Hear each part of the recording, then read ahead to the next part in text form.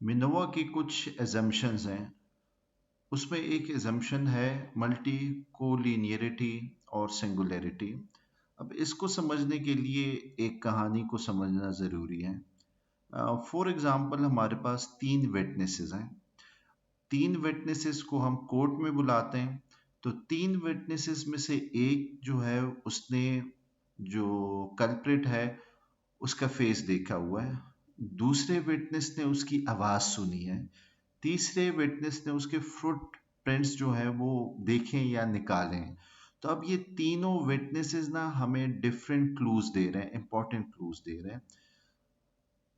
अब आप ये कंसिडर करें कि हम दो विटनेसेस को जब बुलाते हैं तो दो विटनेसेस जो है वो आपस में दोस्त हैं और दोस्ती की वजह से वो कंटिन्यूसली उस केस को डिस्कस कर रहे हैं। तो जब उनसे हम गवाही लेंगे तो उनकी बातें एक जैसी होगी। जब एक जैसे होगी वो एक दूसरे को रिपीट करेंगे। जब रिपीट करेंगे तो हमें कोई नई चीज उसमें से नहीं मिलेगी। तो दिस इज मल्टी कोलिनियरिटी या इसको हम हाई रिडंडेंसी भी कहते हैं। जैसे वो हमें वो इंफॉर्मेशन प्रोवाइड कर रहे हैं जिससे हमें कोई फायदा नहीं हो रहा।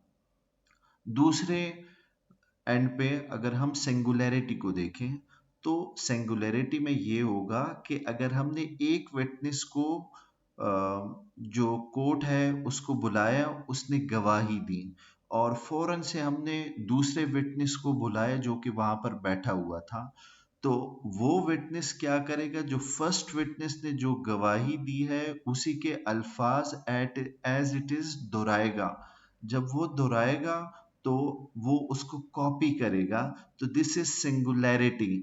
तो अब अगर हम इस एजम्पशन को मिनोवा में देखें तो हमें क्या चाहिए कि moderate correlation among the dependent variables are ideal.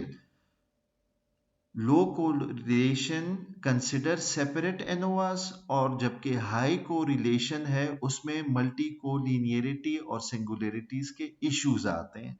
जैसे हमने ना कोर्ट रूम की एग्जांपल से इसको क्लेरिफाई किया। And it occurs if a dependent variable is the combination of other dependent variables जिसमें उसके टोटल स्कोर या सब स्केल्स आ सकते हैं।